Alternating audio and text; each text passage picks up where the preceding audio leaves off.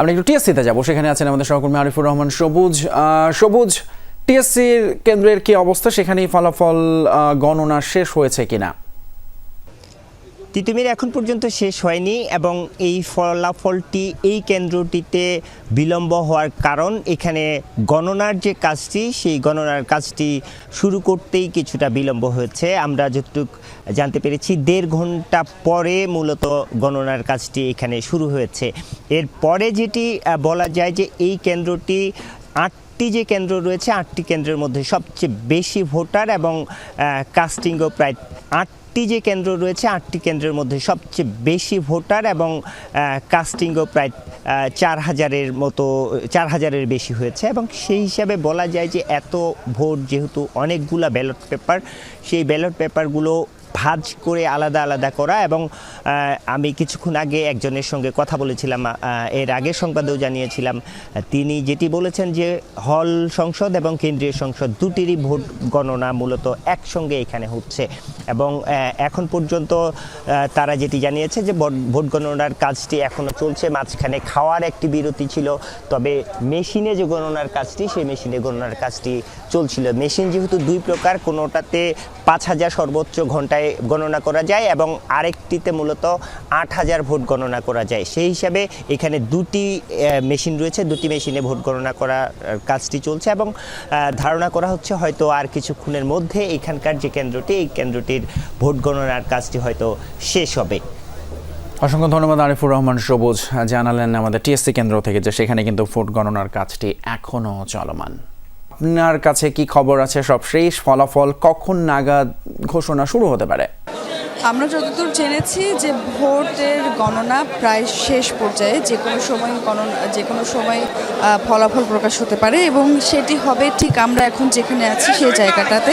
এবং এইখানে যতদূর আমরা জানতে পেরেছি কিছুক্ষণ পরে আসলে শিক্ষকরা আসবেন এবং এখান থেকেই সমস্ত ফল প্রকাশ হবে। যদিও সেটি প্রথমে অডিটোরিয়ামে হলে হওয়ার কথা ছিল, তবে অনিবার্য কারণে হঠাৎ করে সেই স্থানটি পরিবর্তন করা হলো। এবং আমরা যারা এখানে শিক্ষার্থীরা আছেন, ভোটার প্রার্থী সবাই মিলে এখানে আছেন, তাদের সঙ্গে কথা হলো। তারা সবাই ভোটের প্রাথমিক পরিবেশ নিয়ে সন্তুষ্ট হলেও আসলে এত সময় কেন লাগছে সেই বিষয়টি নিয়ে সবাই উদ্বেগ প্রকাশ করেছে।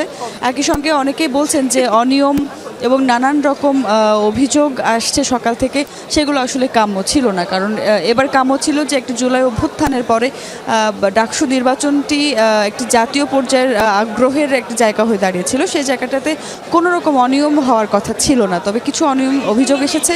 সেই বিষয়টি নিয়ে শিক্ষার্থীরা বেশ উদ্বেগ প্রকাশ করেছেন। তবে সব মিলে তাদের প্রত্যাশা শেষ মুহূর্তে যাতে ভোটগুলো সুন্দর হয়, সুষ্ঠু হয়।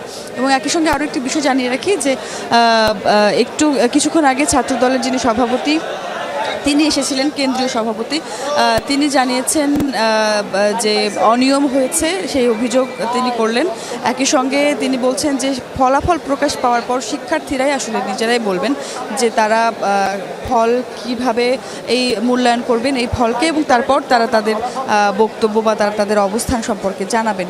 এর আগে তারা সেভাবে কোনো অবস্থান সম্পর্কে জানাতে চাচ্ছেন না। অর্থাৎ যেই গুজব বলি বা যেই কথাটি ভাসছিল যে ছাত্রদল সহ বেশ কিছু প্যানেল বা বেশ কিছু প্রার্থীরা আসলে এই ভোট বর্জন করতে পারেন, অর্থাৎ ভোটের ফলাফল বর্জন করতে পারেন, এরকম একটি কথা শোনা যাচ্ছিল। তবে শেষ মুহূর্তে আমরা যেটি জানতে পারছি যে ছাত্রদল সভাপতি যেটি বললেন যে আগে ভোটের ফলাফল প্রকাশ হওয়ার পর যেই বাস্তবতাটি সামনে আসবে, তারপর শিক্ষার্থীরা যে মূল্যায়ন করবেন তার উপরই তারা আসলে তাদের অবস্থানটি জানাবেন। প্রচুর বহিরাগত প্রবেশের কিন্তু নানান অভিযোগ আমরা পাচ্ছিলাম এবং এই কেন্দ্রের কথা যদি বলি, সিনেট ভবনে আমরা সন্ধ্যার পর থেকে কিছু বহিরাগতকে ঢুকতে দেখেছি এবং যেমনটি অভিযোগ করছিলেন কিছুক্ষণ আগে ছাত্রদলের যিনি সভাপতি এসেছিলেন তিনিও কিন্তু জানাচ্ছিলেন যে প্রচুর বহিরাগতকে তিনি দেখছেন যাদেরকে তিনি চেনেন না এবং যাদের আসলে আউটলুক শিক্ষার্থী সুলভ নয়, অর্থাৎ তারা শিক্ষার্থী কিংবা ঢাকা বিশ্ববিদ্যালয়ের কোনো পদে নন, এরকম প্রচুর মানুষকে দেখা যাচ্ছে বলে তিনি অভিযোগ করেছেন। একই সঙ্গে তিনি অভিযোগ করেছেন যে ভেতরে আসলে কি হয়েছে, কোনো কারচুপি হয়েছে কিনা সেই বিষয়টি নিয়েও তারা উদ্বেগ প্রকাশ করে আসছেন। সাধারণ শিক্ষার্থীরা যেটি বলছেন যে তারা ভীষণই উৎসাহিত ছিলেন, সকাল থেকে আমরা দেখেছি 7টার পরপরই আসলে লাইন শুরু হয়ে গিয়েছিল সিনেট ভবনে, এবং যেহেতু 3টি হলের শিক্ষার্থীরা এখানে ভোট দিয়েছেন, প্রায় 85% 85% ভোট কাস্ট হয়েছে এখানে। সেই জায়গা থেকে আসলে শিক্ষার্থীদের একটি বড় আগ্রহ এবং আশার কথা ছিল যে তারা একটি সুন্দর সুষ্ঠু ভোট দেখবেন।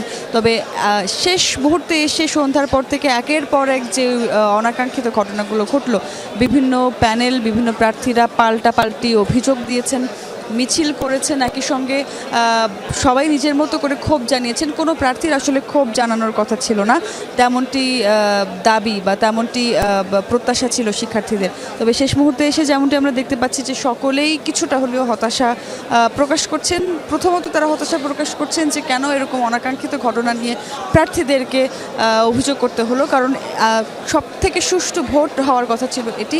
কারণ এই ডাকসু নির্বাচনের মাধ্যমেই আসলে জাতীয় নির্বাচনের একটি চিত্র সবাই কল্পনা করবার চেষ্টা করছিল, এবং শেষ মুহূর্তে যেহেতু এই ডাকসু নির্বাচনের যেই পরিস্থিতি এখন কিছুক্ষণের মধ্যেই ফলাফল প্রকাশ হবে, ফলে শিক্ষার্থীরা ভীষণই উৎসাহিত। একই সঙ্গে প্রত্যেকে বলছেন যাতে সুন্দর সুষ্ঠু ভোট হয়, ভোট প্রকাশের পর, ফলাফল প্রকাশের পর যাতে কোনোরকম অনাকাঙ্ক্ষিত ঘটনা না ঘটে সেটিরও জোর প্রত্যাশা বা সেটির জোর আশাবাদ ব্যক্ত করছেন এখানকার প্রত্যেকটি শিক্ষার্থী।